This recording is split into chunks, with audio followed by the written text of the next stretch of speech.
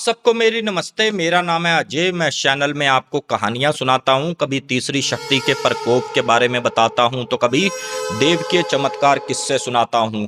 Friends, आज इस article का मैं सेकंड पार्ट लेकर आया हूं। फर्स्ट पार्ट में मैंने आपको बताया था किस तरीके से प्रधान जी ने अपनी जिद में आकर प्रेत देखने की कोशिश करी और इसमें उनकी भी जान चली गई।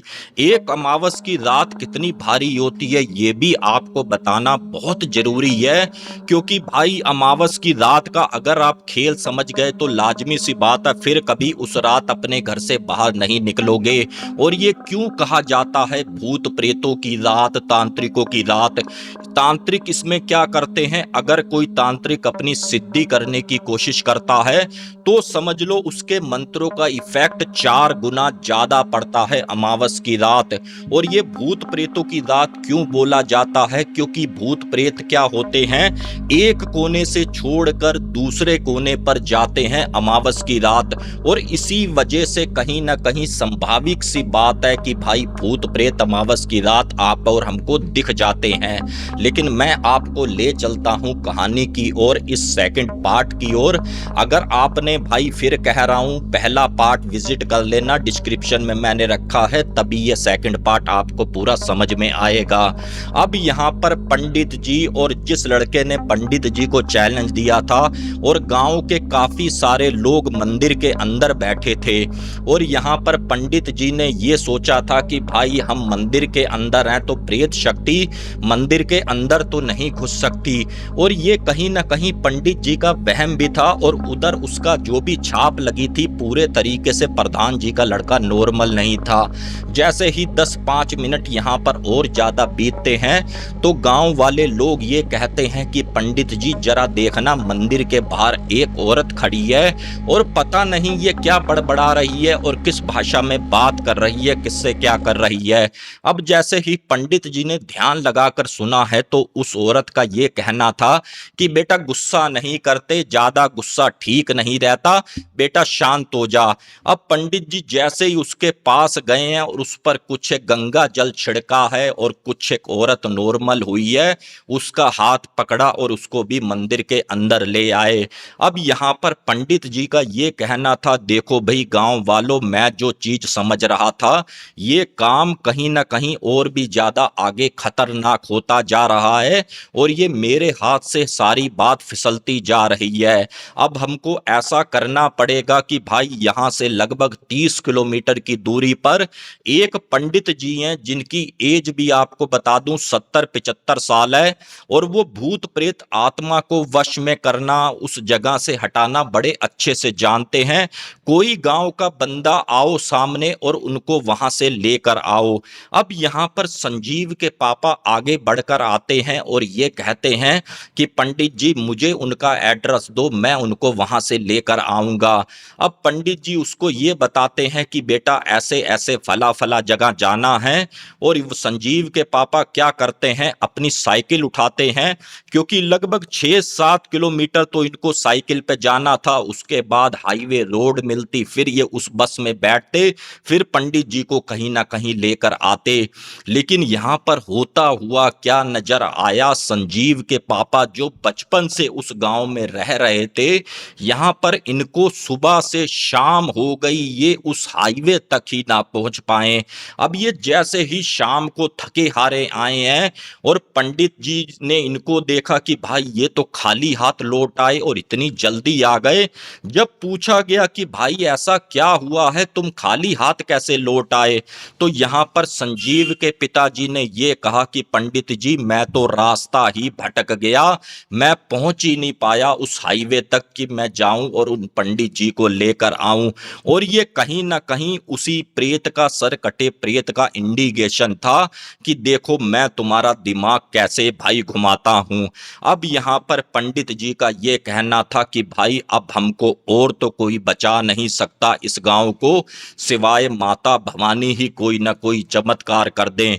अब यहाँ पर होता क्या है, तो पंडित जी ने ये कहा कि एक बार हमको प्रधान जी के घर जाना पड़ेगा, कौन मेरे साथ चलेगा? क्योंकि जो ये पंडित जी थे इनकी भी एज भाई थोड़ी सी ज्यादा थी, बार बार आना जाना अकेले इतना पॉसिबल नहीं था।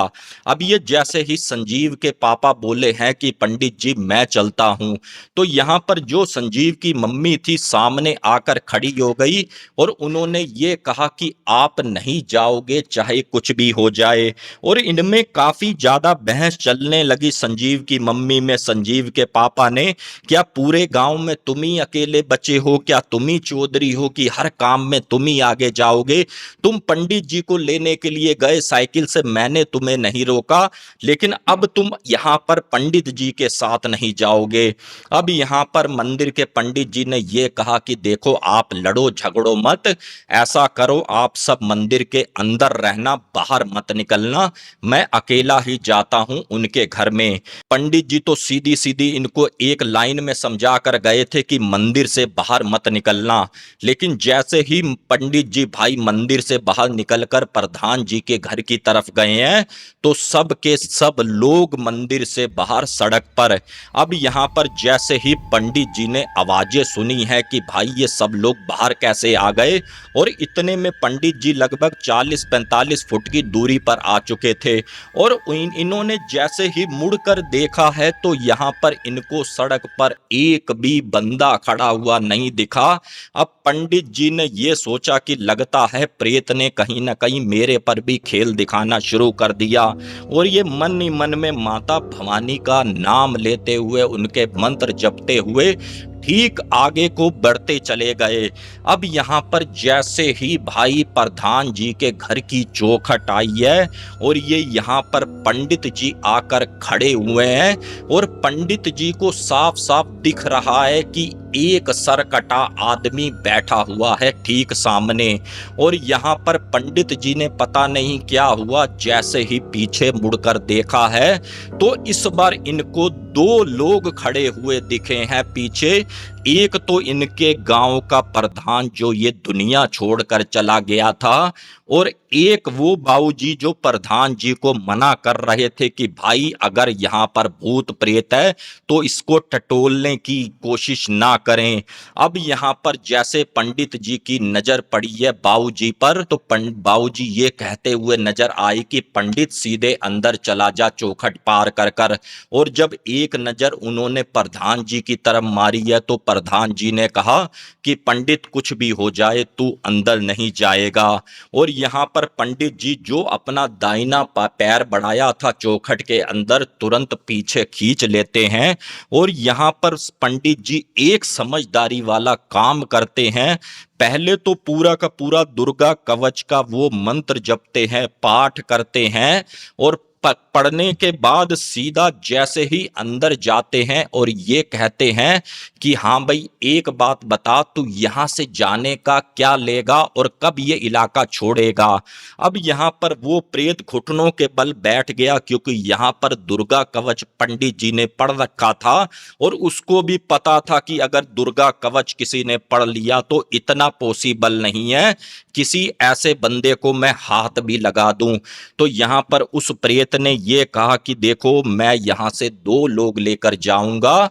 तो यहाँ पर फिर पंडित जी ने ये कहा कि देख भाई दो लोगों की तो बात कर रहा है, एक को तो तू ले गया है और दूसरे का भी मैं इंतजाम कर दूंगा, लेकिन एक प्रॉमिस तू मेरे से ये कर कि उसके बाद इस गांव को छोड़कर तू चला जाएगा।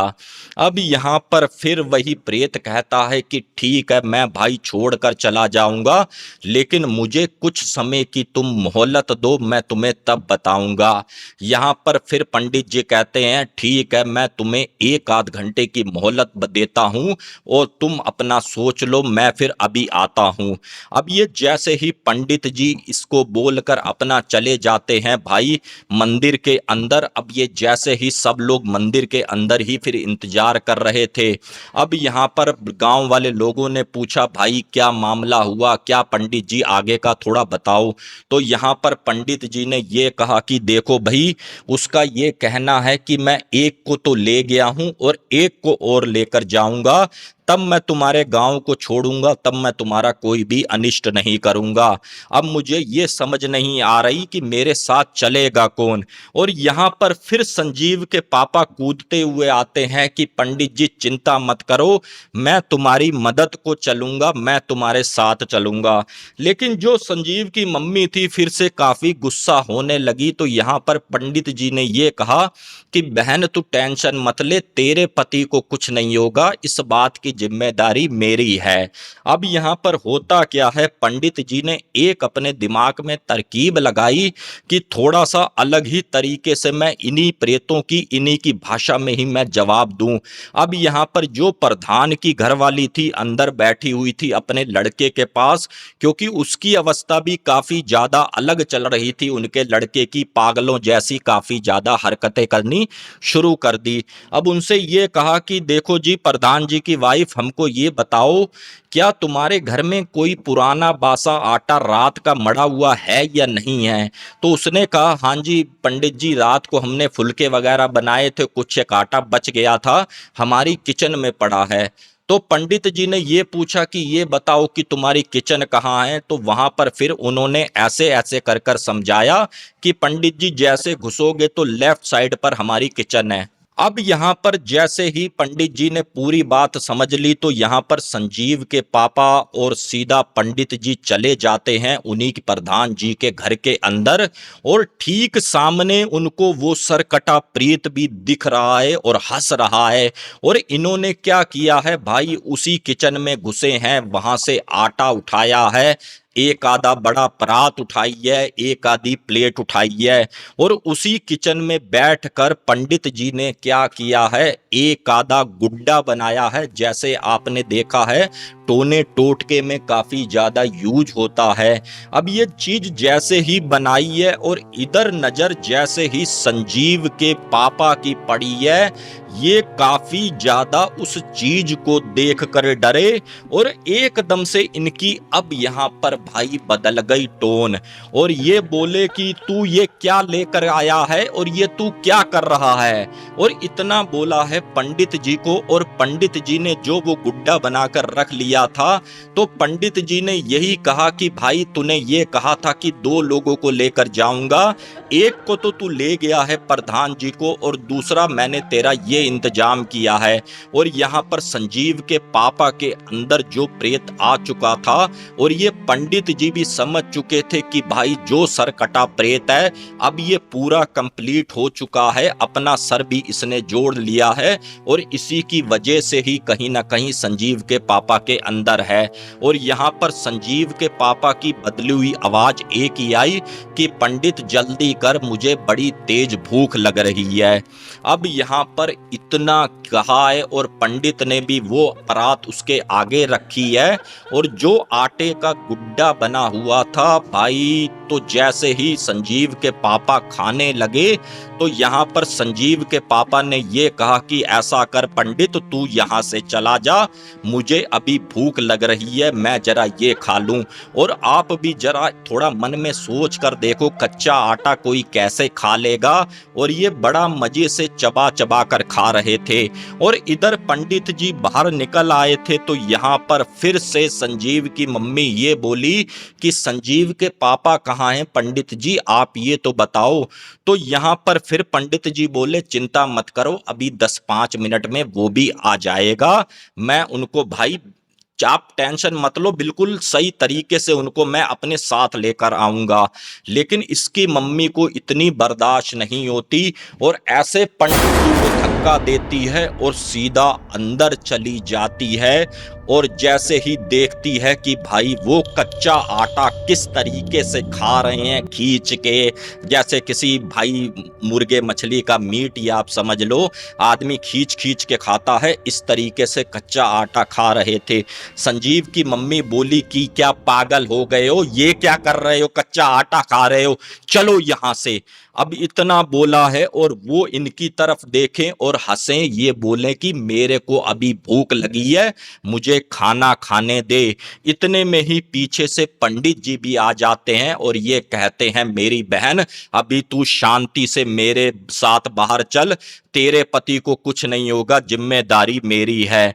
अब यहाँ पर भाई यहाँ संजीव की मम्मी भी काफी ज्यादा गुस्सा कि मेरे पति को कुछ हो गया तो हमारे घर की रोटी कैसे चलेगी। पंडित जी आप तो साइड हो जाओगे।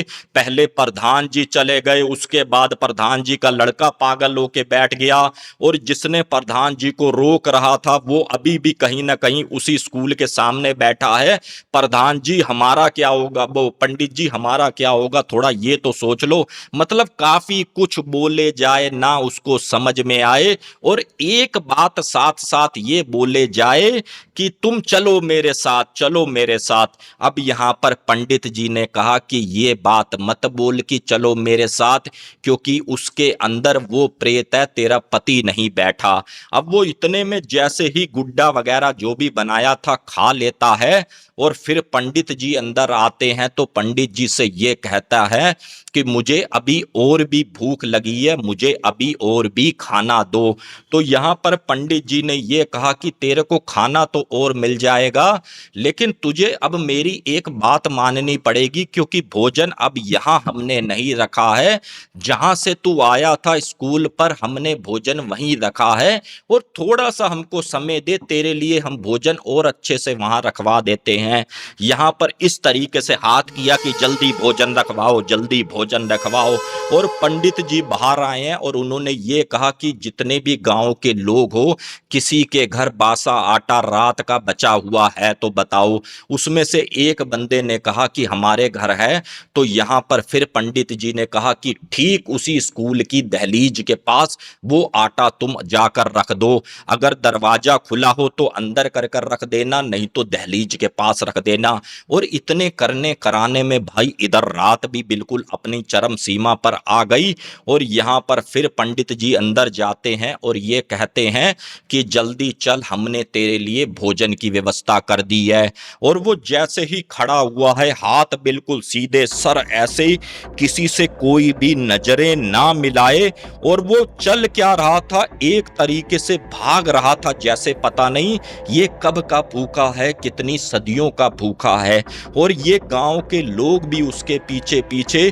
अब ये जैसे ही स्कूल के बराबर में पहुंचा है तो इधर अंधेरा भी हो चुका था, और ये वहां पर पहले तो काफी तेज हंसा है 2 से 3 बार।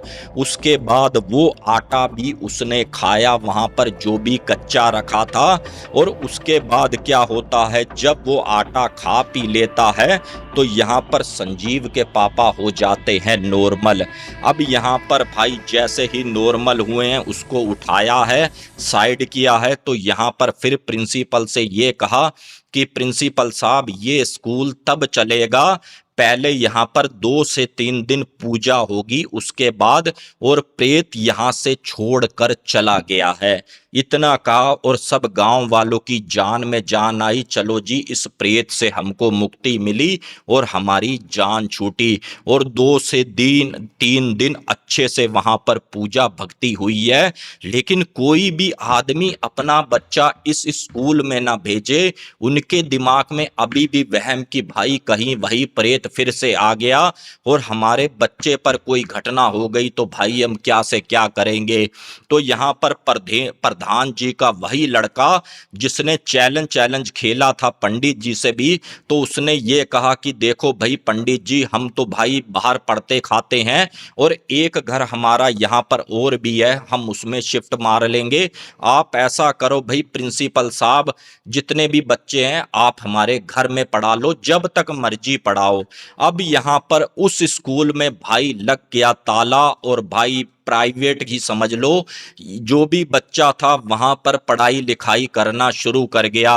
और गांव वाले लोगों के मन में इतनी दहशत बढ़ी है कि वहां से लोगों ने एक ही महीने में जो लगभग 60 से 70 परिवार थे, 30-35 परिवार बचे। और जिन्होंने ये आर्टिकल भेजा है संजीव ने, वो भी इस गांव को छोड़कर चले गए। और सुनने में ये आया है जैसे ही 3 साल के बाद ये प्रॉपर्टी किसी और ने खरीदी है, तो स्कूल वाली तो उसने ये सोचा था कि चलो जी मैं इसको तोड़कर कुछ नया बनाता हूं। लेकिन जैसे ही उसका ताला खुला है, कुछ एक प्रॉपर्टी टूट टूटी है वहां की दीवारें वगैरह, तो उस प्रेत ने फिर से अपना रंग ढंग दिखा दिया और अपनी झलक दिखा दी। और वो प्रॉपर्टी फ्रेंड्स मैं आज भी बता दूं वैसे की वैसे पड़ी हुई है। और उस एरिया में अब एक आध दो कॉलोनियां भी कट गई, नए मकान भी बन गए। और एक बात यह है, काफी लोगों को उस जगह पर नहीं पता कि इस टाइप का वहां पर प्रेत भी रहता है। और आज की तारीख में वो प्रेत बिल्कुल आजाद घूम रहा है। तो फ्रेंड्स ये छोटा सा आर्टिकल जैसा उन्होंने भेजा वैसा सुना दिया। अगर आपको पसंद आया है तो प्लीज चैनल को सब्सक्राइब करें, प्यारा सा कमेंट करें कि ये आर्टिकल आप कहां से देख रहे हैं। मिलते हैं फिर किसी और न्यू हॉरर स्टोरी में। जय हिंद, जय भारत।